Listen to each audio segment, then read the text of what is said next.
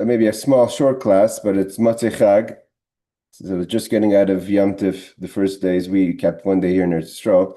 We're just getting out of Yom Tif in the West Coast, East Coast a little earlier. Tonight we're going to be learning in the memory of our dear friend Eli, Wojciech's mother who passed away, Miriam Bas Shimon. She was passed away right before Yom Tif.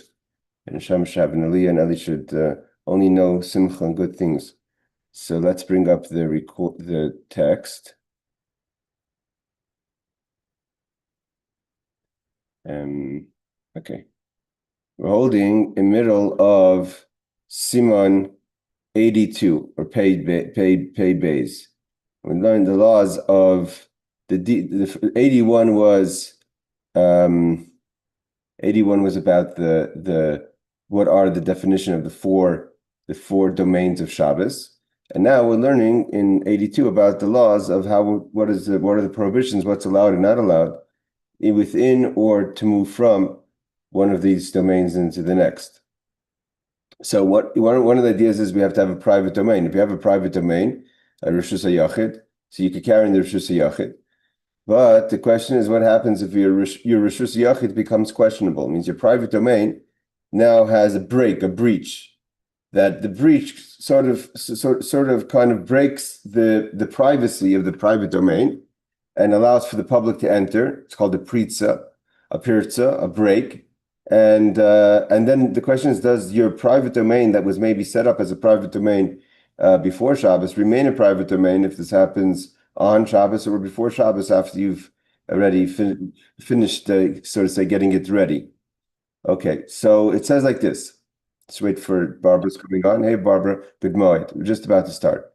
It says, again, we're talking about the different domains and their laws. So now we're talking about a private domain that has a breach. So it says, if there's a break in the partition of a courtyard. So the courtyard has a partition that is the mechitza that separates it and makes it a private domain. And now it's something that fell down. Now this law, it's kind of focused on the chatzah, but imagine you have a city like Seattle and New York, other places that had Erev, Yerushalayim, and there's a break in the Erev. It's the same idea. The Erev is creating a private domain, and the part of the Erev falls down. So he says this is the rules. Im nishar min hamechitza b'tzad echad roichav arba tfachim b'goyve asara tfachim.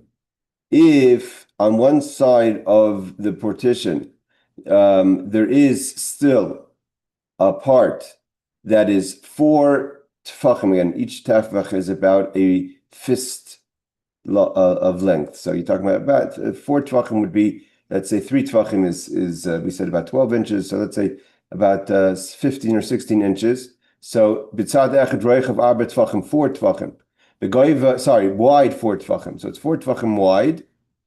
Goyva asar tefachim, that's 10 tefachim high. So if that still remains on one side of the mechitza of the partition from the earth, 10 tefachim, means it has to be 10 tefachim starting from the ground. Oishnishar, that's one condition. Or mishnei tzidei hamechitza b'chol tzad roichav tefach b'goyva asar tefachim in a karka. So either you have on one side of the breach. Here we're talking about a wall. So you have a wall, let's say the wall falls. If you have still on one side remaining 4 tefachim, again, so 4 tefachim this is 2 tefachim, and so double that. So it's 4 tefachim wide, 10 tefachim high from the ground. There's a point where I'm saying from the ground. Means say if it's too high from the ground, so then it's not connected to the ground. It's not really a wall. Or if you don't have 4 tefachim on one side, but you do have at least a tefach on either side, also high 10 tefachim. Azai im ein bepirtzi yosim mi eser amois. If the breach in total is not more than 10 amos, 10 amos is about let's say 16 feet wide. So if it's not 16 feet wide, if the wall wasn't that wide or the breach wasn't that wide, we're talking about the wall because otherwise you have a tefach on each side or 4 tefachim on one side, and the breach is less than 10 amos wide. Again, each amma is about 15 inches. So an amma is like what we would think of as a foot or a yard versus a tefach being in inches or a certain amount of millimeters. Okay, so if it wasn't as wide as 10 amas, the breach, there's no requirement for any fixing. It's all good. Basically, you have this still is considered. It's only like an opening. It's not considered like a breach. Because we'll consider this breach, although maybe it wasn't intentional, as a door. So just like a door doesn't take away the idea of a private domain, right? Private domains have entrances. Every city has a gate as an entrance. So we'll say this is another entrance. Now, what happens? What happens if the break is more than 10 amos wide? The opening is, so again, it's more than 16 or so feet wide. Or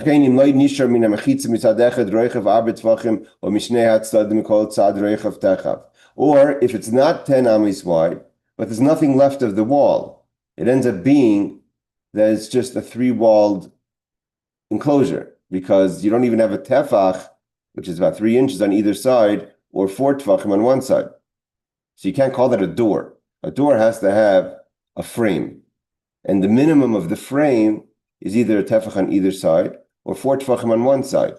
But if it doesn't even have that, so it doesn't make a difference if it's 10 amos, if it's less than 10 amos wide, it's not a door. It's just lacking a wall. It's not the same thing. Again, don't confuse the laws of Shabbos with the laws of Sukkah. In the Sukkah, this is of course still kosher, but in the laws of Sukkah. But here we're talking about Shabbos. So he says, and even surely, if it literally the entire wall falls down, even if it's not 10 amos of an opening now that the wall is gone, not every wall of a private domain or of a chatzir, of a courtyard, is 15 feet wide.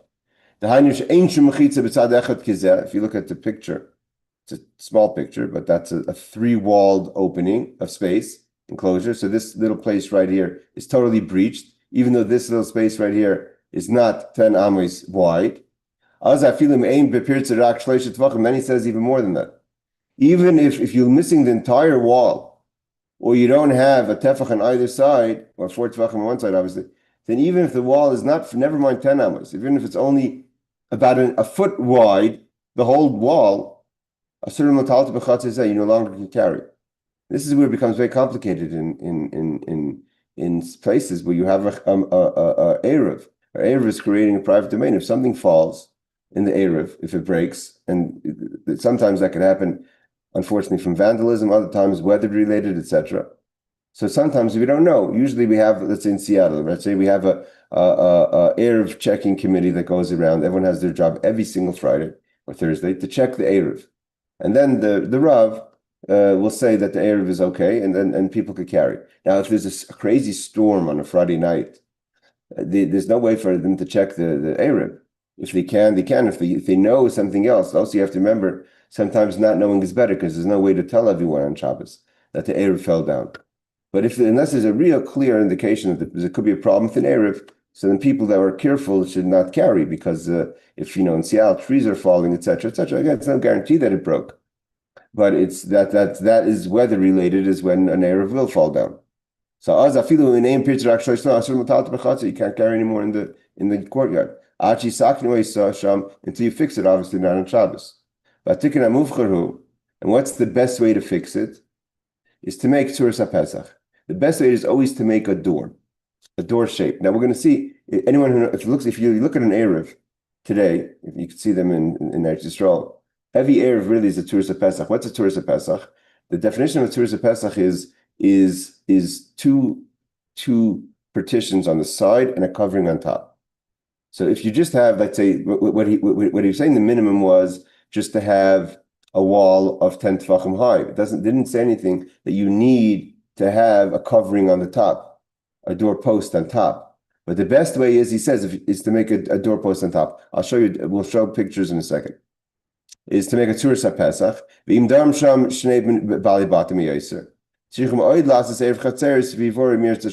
And then you have to, he reminds us something else. And these are the laws of Erev Chatzeres, which we'll learn about another time. We won't discuss it now, but this is really, like us we were talking about with Aaron last time, where it gets problematic, because even a private domain, if there's more than one resident inside, the residents amongst themselves have to make an Erev Chatzeros, have to make a joint connection through food to make the Chatzer, the courtyard, kind of a communal space, as opposed to individuals living in a courtyard. So they have to create a small community within the courtyard. We do that with food. It's called an Erev Chatzeros, which that applies even to apartment buildings. Right? Apartment building says apartment building. Why can I carry? It's a private domain. It says there's no breaches. It's private, but there's different people living in it, and the living in it, the separation, if you don't make a community environment, causes an issue where you can't carry out. Erev Chatzeros is a takanas rabbanan, but nevertheless, it's something that if you don't do, we have to fix. I want to show some pictures here. Okay, and then we can go forward. Any questions we could ask? So it says like this: it's Tzursa Pesach. I asked our good friend ChatGPT to help us out with the Tzursa Pesach. A Tzursa Pesach means a door. The word Tzura means like the form of a doorway. Okay, Tzura means like a form, like or picture. So how do you or an image of a doorway? So doorway really typically is, and same thing like with the mezuzah, right? If you have sometimes apartments or in houses where they'll have kind of walls on the right to the left, but no drop on the ceiling to create the doorpost kind of look. And then it's not so simple that usually you don't need a mezuzah there. Right? You need a mezuzah if there's a door. It has to be a tzursa pesach, a doorpost. So over here, let's say in the city, obviously you can't create a whole bunch of doorposts if you make an Erev. So the form is to have a stick here. So this stick to the right and to the left are 10 tefachim high minimum. Usually today we utilize a lot. We use a lot the electric posts and the phone wires and all that. So and then you have the wire or the string that has to be on top of the post, not on the side, and that creates the image of a doorway. Right. So you have here the string, like he says, that's on this doorway, and then the question is how far these could be from the wall. So if you have the doorpost, we're going to learn the distance between this little let's call it a pole to the actual wall. So all those things are taken into effect. So we have the post is less than 10 tefachim from the wall. It's 10 tefachim high, usually a lot higher than that. Where else? Do you have any other pictures here? The same idea. The nail has to be on top of the pole. The actual post has to be within 3 tefachim. Sorry, it has to be 10 tefachim tall, 3 tefachim from the wall. That's lavud. Because then it's considered connected. All right, we'll get back to certain. Let's just see here the 5 separate diagrams showing halachic details of Tzursa Pesach. Let's go through it. What is the Tzursa Pesach? What are the rules you need for Tzursa Pesach? Basic structure is 2 posts, which are 10 tefachim at least tall, with a string or stick. It could be a stick. It doesn't have to be a string on top. So that makes the image the form of a doorpost. Okay. So this is the basic idea. Now, the string placement must be on top of a nail, is okay, but on top of the pole. It can't be on the side of the pole, because then it's not really a Tzursa Pesach. Number 1. Number 2 is a gap from the walls. The posts must be 3 tefachim from a wall. So it means if the tefachim are just extending the wall, means when we're talking about the wall, we're talking about, let's say we're closing up. We have the north, south, west closed up, and the east entrance we're trying to make a Tzursa Pesach. So we don't have any kind of wall in the east wall. So if we take 2 poles and a string to make a Tzursa Pesach, the poles have to be at least within 3 tefachim close to the north-south walls. Ground clearance, post must be 3 tefachim above the ground. So it has to be less than 3 tefachim above the ground. If the post starts, let's say it's just like you have sometimes a lechi, could start 5. It's off the ground. So then it's not a good post. What's the idea of the 3 tefachim? We use this in Sukkah as well. That there's a law called lavud. The Torah says that anything within 3 tefachim of something else is we close up that space. So for instance, if you go to a sukkah today and you want to have a kosher sukkah, so they have, let's say you buy the sukkahs today, you buy the metal poles and you put the material around it. Now a sukkah has to have a mechitza, a kind of separation that doesn't just block, it has to also be a wall, it has to be sturdy. So the problem with the material is if you just put the material around these big metal poles, it's just flapping and flopping in the wind. It's not a sturdy wall. Now it makes a wall as far as that, but it's not a strong wall. It has to be a strong wall that could stand up in a ruach matsuya. It has to be able to withstand the wind. So what do? So we put the strings. If you notice, the kosher sukkahs will have these kind of straps that wrap around the metal pole, and you'll have usually 4 straps. Why? Because you'll have, or the top one will either be a pole or a strap, and then you have another 3 going down towards the ground. Why? Because the straps create a separation 1, 2, 3, 4. And then because there's going to be less than 3 tefachim between each strap, so that place is considered closed. And then you have from 10 tefachim from the ground, 10 tefachim of a sturdy, because the straps are stronger than the material, because it doesn't move with the wind. So then you have the 10 tefachim, and then that's your walls. But because we have to also use good mechitzas, you have to connect the walls to the schach. So therefore, it's better to have the material with those straps. So we have the schach connected to the walls. But the idea is that you have 3 tefachim is a closed space. So if this pole is more than 3 tefachim away from the wall, so it's no longer connected to the southern or northern wall. And then there's no doorpost. It has to be a post that's connected to the side walls. So therefore, he says it has to be within 3 tefachim of the wall, and it has to be 3 tefachim from the ground. Because if it's higher than 3 tefachim from the ground, so it's not a wall anymore. There's a breach on the bottom. It says emergency leniencies when necessary may allow posts 3 tefachim from the wall. Then we allow for more than 3 tefachim. We'll see that coming up in the next law. Okay, this is just a crash course in how we close up spaces. Again, there's 2 basic rules when it comes to imaginary or not imaginary, halachic space. One is that, for instance, if you walls that or separations that have less than 3 tefachim, that's a closed gap. So therefore, the straps on the sukkah, if it's within 10 tefachim, closes up that space and therefore becomes a wall. There's another rule in halacha that as long as you have a wall that's 10 tefachim high, again, tefach is about a fist, so 10 fists high from the ground. So then you have a wall on the ground. Then we say good asik mechitzas, as if the walls go all the way up to the sky. So in theory, if you wanted to have a nice breezy sukkah, and you built, let's say, a 10 tefachim, a 36, whatever, let's just call it 36 inches, whatever the amount is, 36 inches walls for the sukkah, made out of plywood, proper wood. And you had poles around that held the schach up much higher. So 36 inches, and you can't stand in 36 inches, but so your sukkah, your schach is much higher than the walls. So that's not a problem, because even though halachically the schach has to sit on the walls, but halachically a good wall goes all the way up. So we consider as if that whole empty space is closed, and therefore the schach is sitting on the walls. The problem is how do you make those 10 tefachim? If you make it in actual walls, so you're only using one, so to say, idea. But if you just use straps, let's say you buy a frame for a sukkah, and then you just put the straps around it without the material, and you say, well, it says lavud, so I have 10 tefachim, but then I also have to I have to use 2 ideas. First, I have to use the idea of closing the gap between the straps, called lavud, and then I have to use a second idea, which is once I close those gaps, to make as if the walls go all the way up to the schach. And it's better not to use 2 ideas. So therefore, it's better to have, if you only have straps, to have material as well around the poles, even though the material is flapping back and forth. But that helps with the idea of the good asik mechitzas.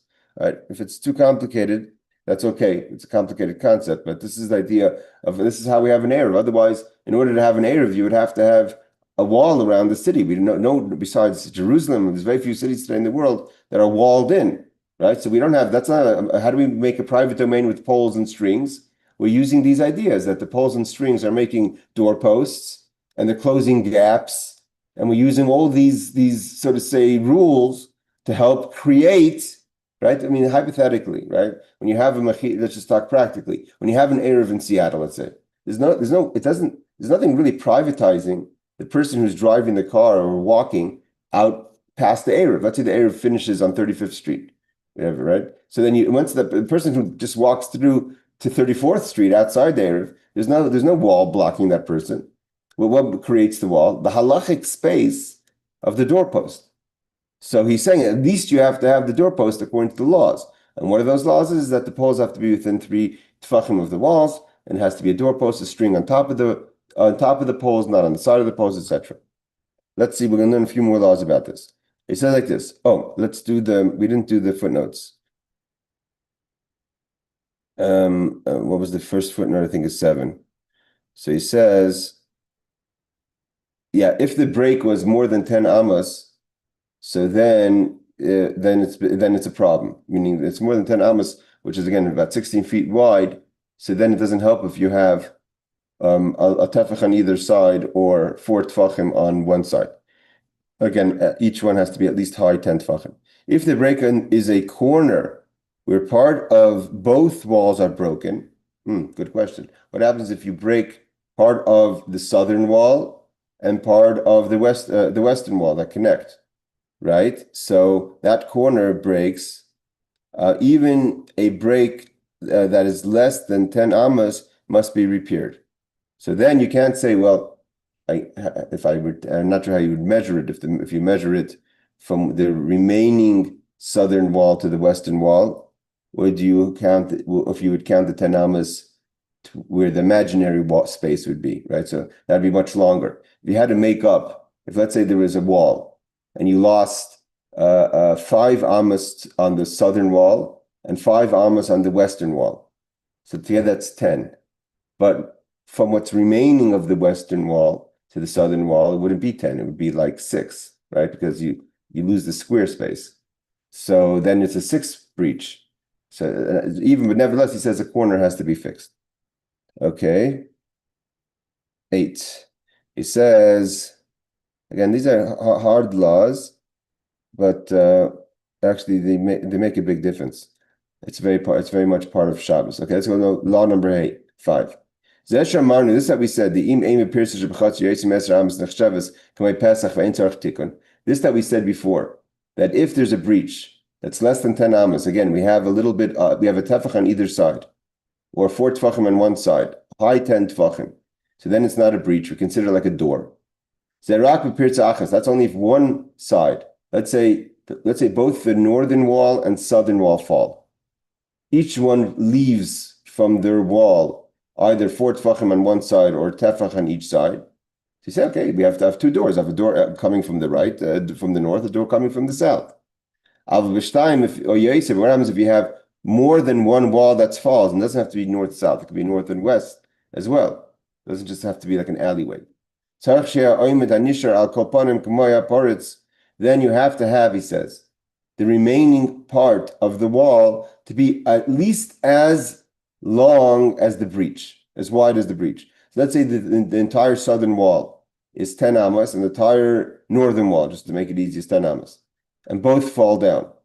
And all that's remaining is 4 amas. So 6 amas fall, 4 amas is remaining. Now, 4 amas is way more than 4 tefachim.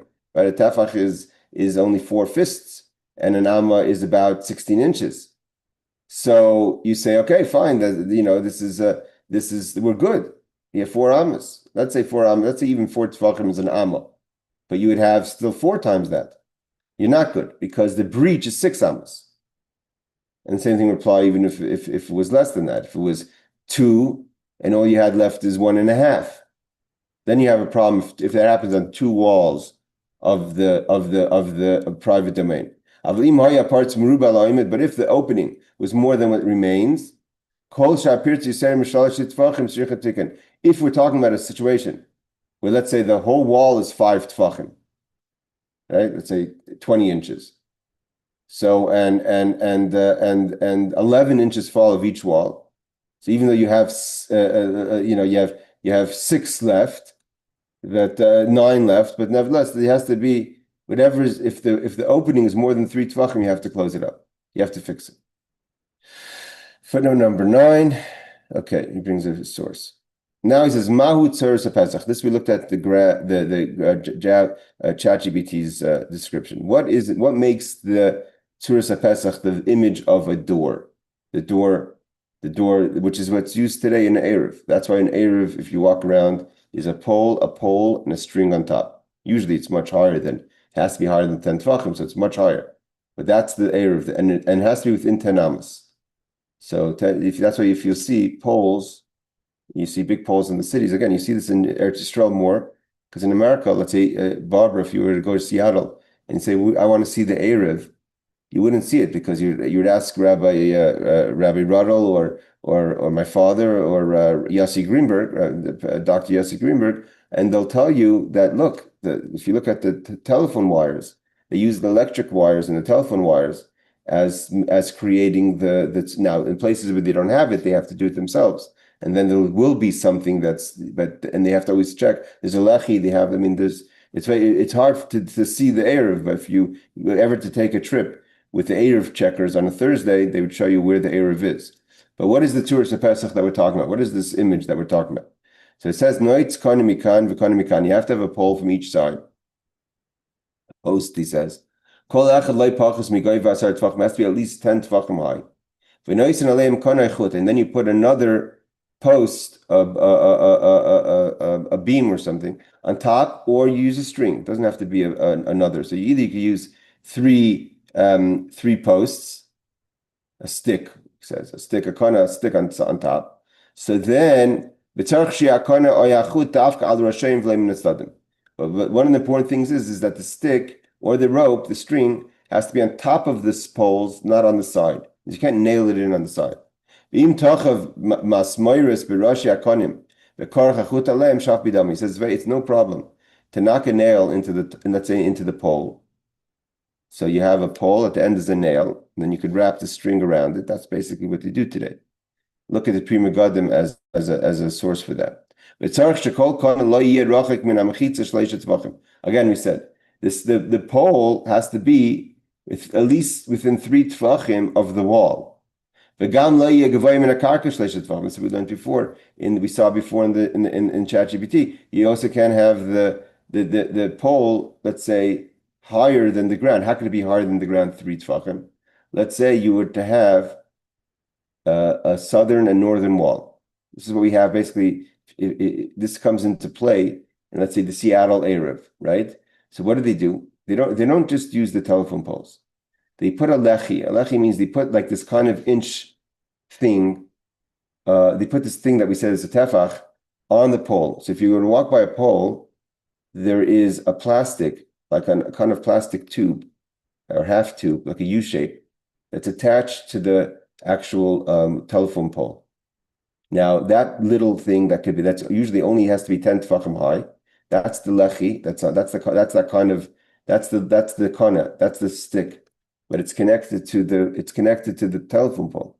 The idea is that stick can't be 3 tvachim above the ground, because if it's connected to the telephone pole, you could connect it high up, right? But if it's too high up, then it's not connected to the ground. It's not considered a pole that's sitting on the ground. So he says one thing is it can't be 3 tvachim away from the wall, and it can't be 3 tvachim above the ground.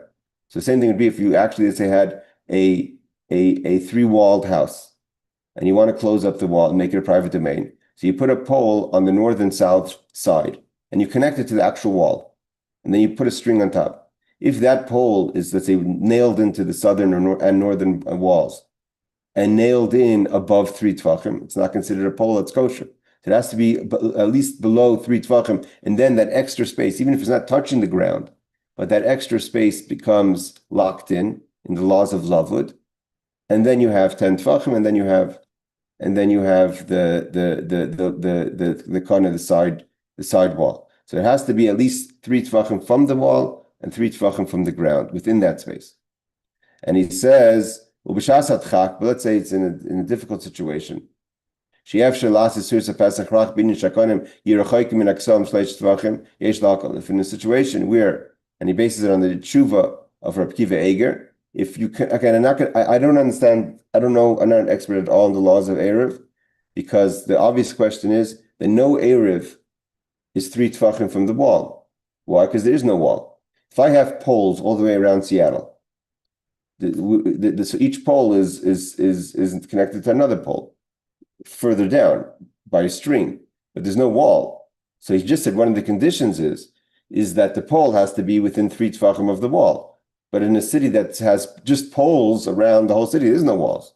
So I'm not sure if that's how they work. That could be that what they're using is this Rabbi Akiva Eger that says that if you can't have the pole next to the wall, so that's okay.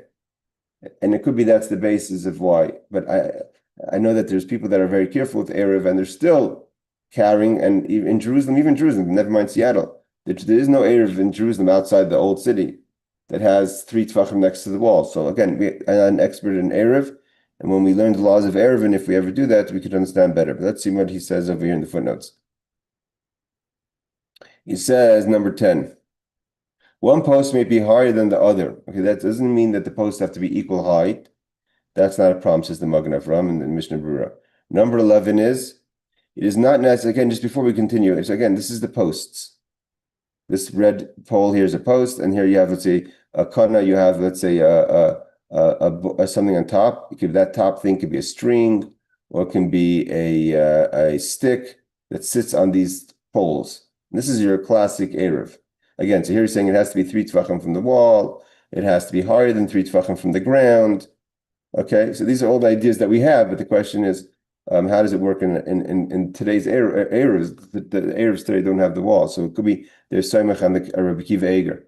Okay, 11 says, it's not necessary for the post to reach the string on top, but the string must be precise over the pole. That's another thing. When you see, again, I've helped with the Erev checking in Seattle with Dr. Greenberg, so he showed me. Basically, that's one of the things. So let's say using the telephone wire as an example, and you have those U-shaped plastic poles that are considered the posts. Okay, but the wire itself is all the way 30 feet higher, 10 feet higher. So how do you connect it to the post? So he says it doesn't have to be sitting on the post, but it has to be directly under the post. There's sometimes the wires kind of cross diagonally. That's where the Erev gets more complicated. But if you have a straight telephone wire, hey Danny, good mode. If you have a straight telephone wire going across the posts, so it's easier. But when you have the crossovers, a lot of times all the streets you have to check. We start going diagonal, and the wires start mixing around because they're trying to get the wires from the streets, and as the streets continue. So that's where it gets complicated, because he says the problem is it's not necessary for the post to reach the string on top. It doesn't have to be touching it, but the string must be precisely over the pole. And if it's not precisely over the pole, then there's no connection between it doesn't make the door shape. Can't have a door shape that has the pole here and the top somewhere else. If the string is not exactly over the pole, it's invalid. And this is one of the hard things with an Erev. Okay, number 12 is, he just gives a source. Number 13, he gives a source. And number 14 is about it has to be close to the ground.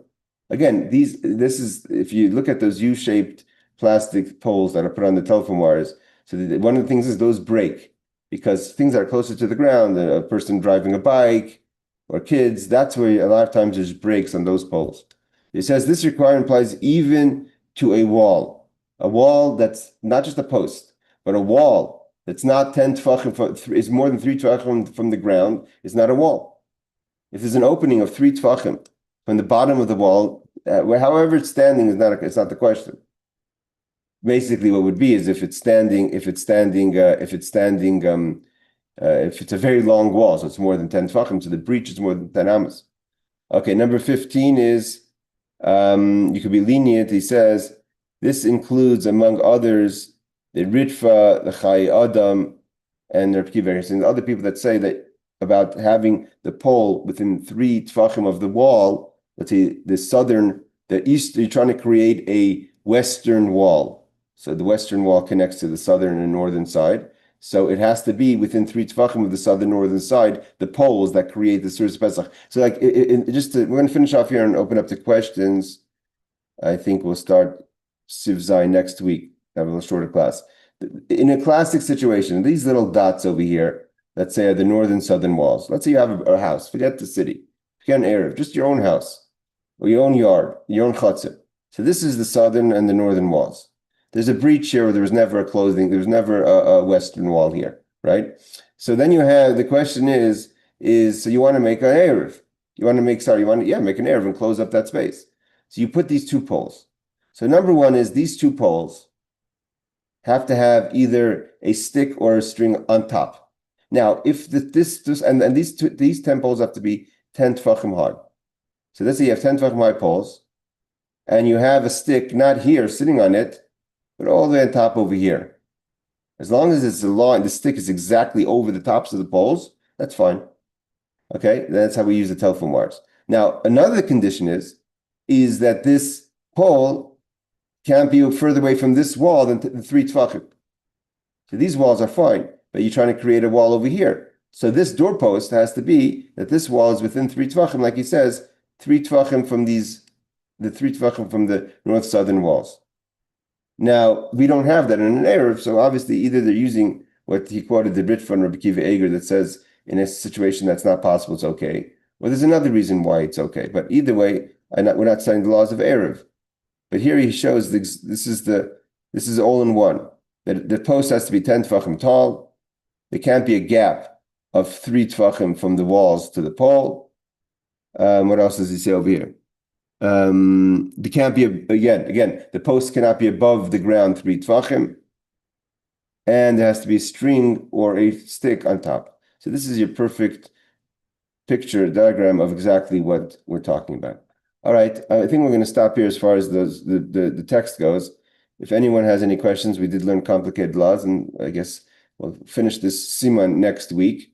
But what we're trying to do in this chapter of the Shulchan Aruch is to define what is the private domain, and when is the private domain no longer private because of different breaches that you no longer can carry. Again, if there's sometimes you'll have, I think I've had it before, even in Jerusalem, where word goes out after Shabbos has started that there was a breach in the Erev and people don't carry. There was a situation in Eretz Yisrael, Yerushalayim, not to talk about bad things, especially on Yom Tov, but for whatever reason, there was a certain community that they didn't like, that there was an Erev or something they didn't like, and someone was cutting the Erev. As soon as Shabbos would come in, they would cut the Erev and disqualify. No longer there would be a breach. They would cut the wires, the strings. So again, that's sometimes, and then that a lot of times, 90% of the times, or 99% of the time, that's not an issue of vandalism. It's just an issue of weather related or what have you, or someone didn't check. But when the word goes out that the walls are no longer valid, or the Tzuras of Pesach is no longer valid, then those who hear about it don't carry. Okay, so that's what we're holding. Thank you for joining. Any questions? Or is it understood? I was just going to say, these are very difficult laws to understand. And I can remember when they were talking about the Aruch over at Congregation Shari Tefillah.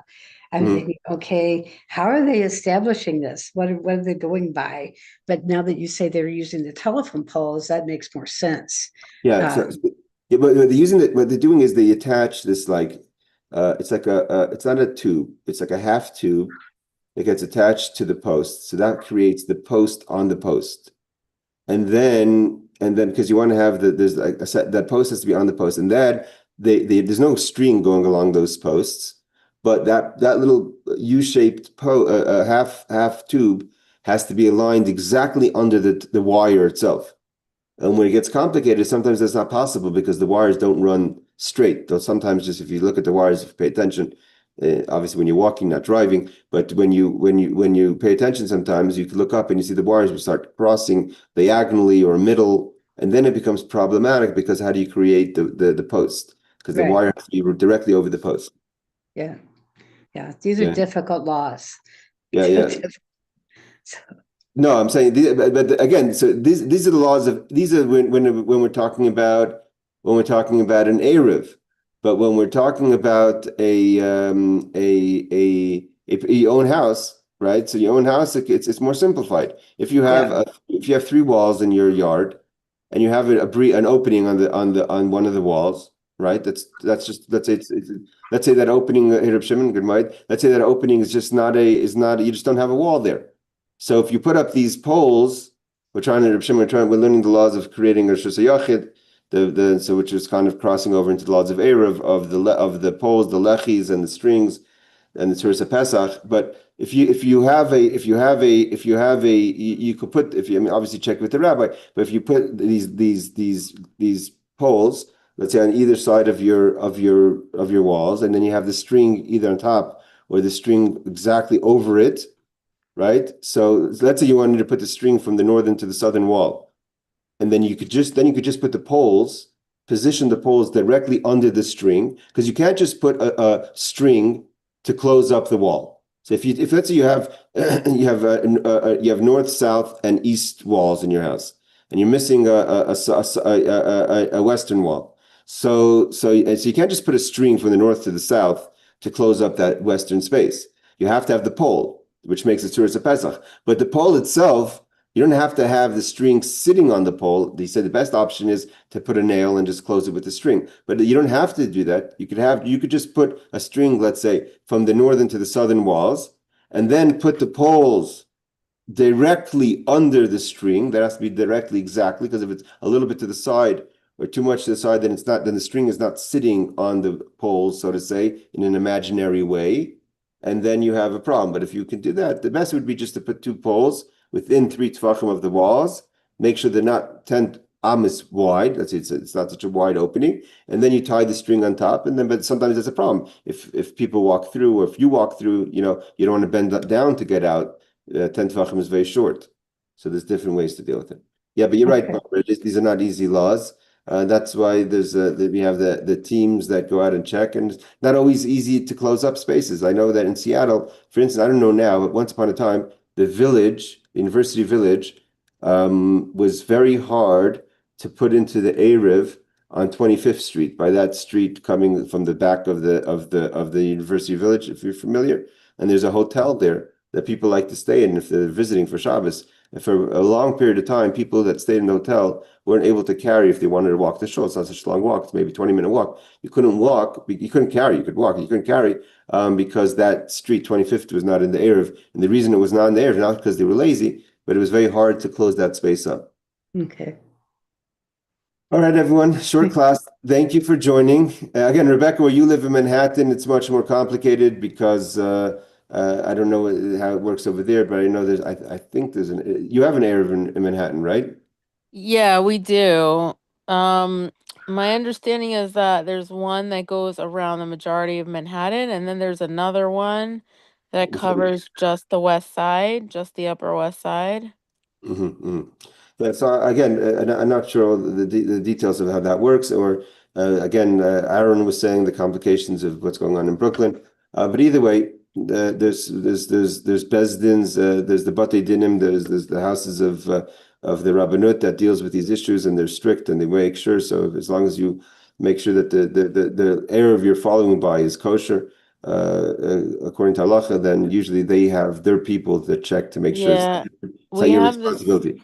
We have this phone number that you can call every week, and it tells you if the Erev is up. Ah, very good. That's very good. Yeah. So we have, I think in Seattle, what they do is they have a flag system.